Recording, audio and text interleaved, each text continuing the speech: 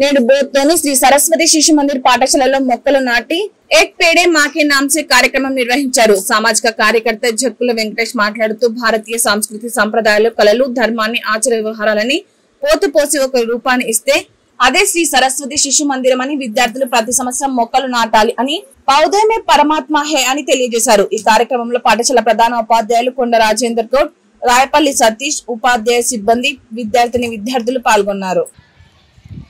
ఏక్ పేడ్ మాకే నామ్ అనే కార్యక్రమంలో భాగంగా పౌధమే పరమాత్మ హై అనే ఉద్దేశంతో మొక్కలు నాటడం జరిగింది. ప్రతి సంవత్సరం వర్షాకాలం వచ్చిందంటే సరస్వతి శిశు మందిర్ లోపల మొక్కలు నాటడం అనేటువంటిది జరుగుతుంది. మొక్కల ప్రాముఖ్యత కూడా తెలియజేయడం జరుగుతుంది.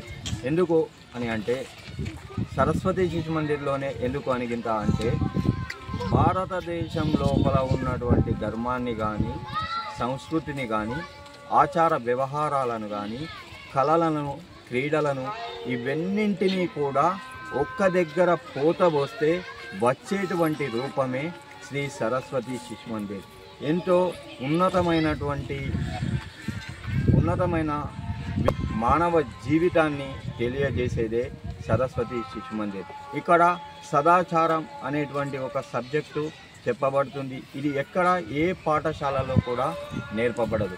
ఎంతో ఉన్నత విలువలైనటువంటి మరియు ఆనందకరమైనటువంటి జీవితాన్ని అందించే విధానం ఏదైతే ఉందో ఈ సదాచారం అనేటువంటి సబ్జెక్టు లోపల ఉంటుంది.